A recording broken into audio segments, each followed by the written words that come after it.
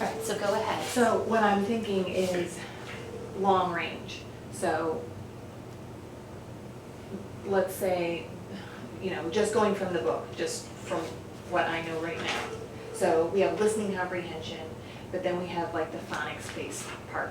But the phonics I'm doing in foundation, so do I skip that altogether Okay. So in my reading block because I'm already hitting the phonics with foundations? So what I would say is, I would reinforce the phonics you're using in foundations, those lessons, throughout your reading block when they naturally occur. Okay. So when you But guys not are, spend a lot of time on it. no, so when you guys are, if you're in foundations and you're doing the digraphs and you're doing ch and sh, and words appear like Right. that, you can draw that attention, bring that out. Okay. But maybe the focus is really going to be those reading informational, reading literature, Okay.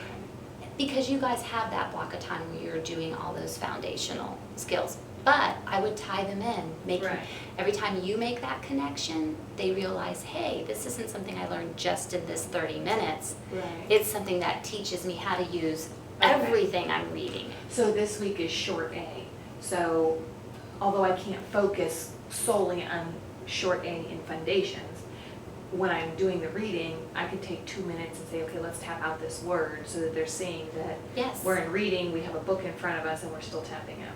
Absolutely, Okay. absolutely. Okay. And eventually, the hope would, you would see the kids doing that. They'd be like, Miss Urbanzik, we were working on this, Right. and look, it's in this word, and Okay. start transferring the knowledge from one to the foundations to other. the other. Yeah. Okay. But not spending more than like 3 minutes No. on something. Okay. So they have for this week, they have the am and the at, but I haven't focused too much on it because I did do a little bit of it, what words rhyme with jam, and then we wrote some words on it and I underlined the am part of it, but I didn't know how much time to spend on that in my reading block because I need to get to the stories. Right, right. I would just do that when it naturally occurs in the story, and you'll Okay. get more comfortable with that. You'll be reading along, and you'll be like, whoa, we're doing am and at, and here are words that have it in there. Let's just pause for a second, or, just even an inquiry kind of question. This morning, boys and girls, we learned, what do you see in this word? Okay. And then that's Okay, it, and and move that's on. it. It could be a 15-second thing just like that, and move Okay. on. Okay. Yeah, yeah. So probably the the content, the comprehension of a story. Actually, my biggest problem is most of my students can't read the 3 words to the page. Okay. They're working on it. Right. They're not, they're progressing. But then I have the one student who that's very boring and it's very disruptive. One student to the whole group because he constantly is talking, constantly saying things. Mhm. So that to me is my biggest challenge. Like I can get through everything and then reflect on it at the end of the day, okay, I should have done this or what. But that in the moment gets me so flustered Okay. that I lose my train of thought. So I'm losing minutes because I have to attend to him here or whatever. I almost feel, and I know this isn't appropriate all the time, I almost feel like just putting him on a computer, but then he's not getting my reading block. Right, right. Um, So why don't we start here? Because what I'm hearing you say is some strategies so that he is included. yeah, Maybe even, when we think of differentiating our curriculum, we always think of it like scaffolding back, but for him, how It's could we up. make it more enriched? So why don't we, so that right now is your, if That- that that's- was under control, you feel like other things would fall into place and we Yes. could work on more content-based things. Yes. What if I just came in and observed, we'll take a 20-minute block of time where it's more difficult. Am I hearing you right? You're thinking it's tier 1 whole group that it's most difficult? Yes, because once I broke into stations for the first time yesterday, I was very Yay. excited, and I had one group that was good.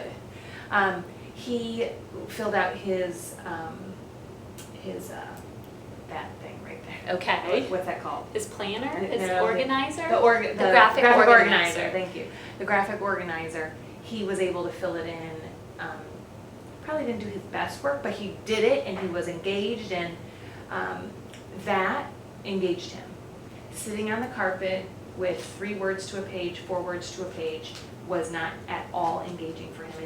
It didn't matter if I asked him to, read, or if I asked him to help somebody with a word like that. He couldn't be bothered. Like, he'll do it really slowly so that I move on to somebody else.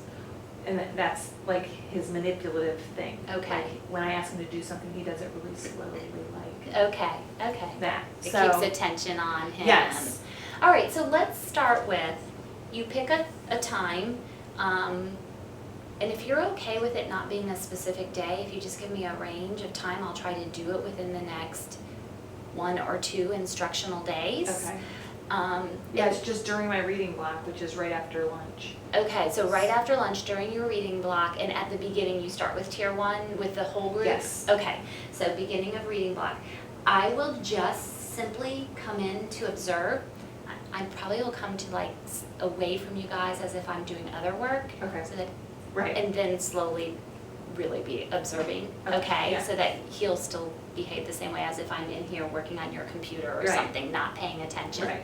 No I'll problem. do an observation. It will strictly be his behaviors and your words and your behaviors. Yeah. It will be no opinion. It'll just be, here's what he did, here's what you Right. did. So then you can look back at it and we could talk about what you can do differently so we Yeah. can change his behavior. Okay. Does That that? sounds good. Okay. And I'm not opposed to videotaping myself and watching it too, Okay. because I learn a lot Yes. of that. Of course, at first I'm watching the kids and then I'm like, oh, listen to that tone that I just had. Right. I mean, so I'm okay with that. But I do feel like if he was plucked out of that group, like the whole group, I'm still working on, sitting with our hands in our lap and things like that, and then I pass out the books there, and maybe I should move them to their table, but then again, he's on his table, like he literally is all over the table. Okay. So Okay. So that, we'll just work on that. yeah, we'll start with that.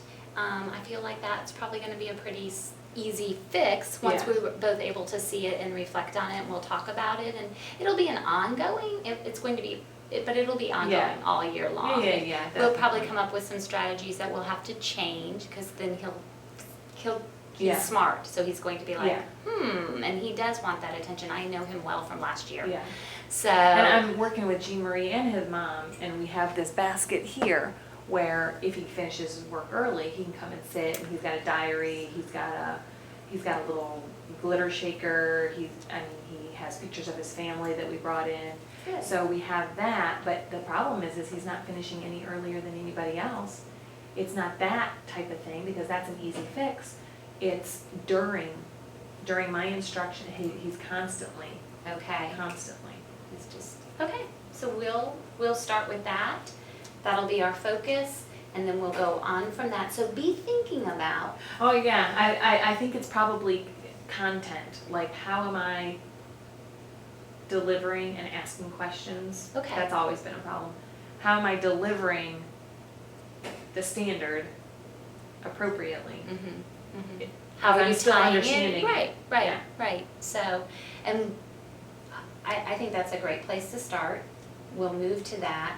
We are getting ready to do collaborative planning with K through 2 in the mornings. It will start becoming a regularly scheduled thing, Okay. where we will deconstruct standards together. We will do the UBD design, which is planning with the end in mind Right. together. And we're going to just small little steps. So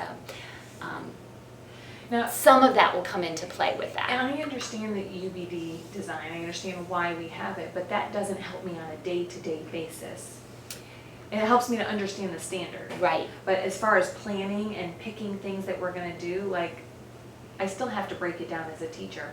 Like, here's let's say the month, Right. here's the month that we're gonna have. I still have to break it down day by day, what am I gonna do? So hopefully, as we do that, we're collaboratively planning together.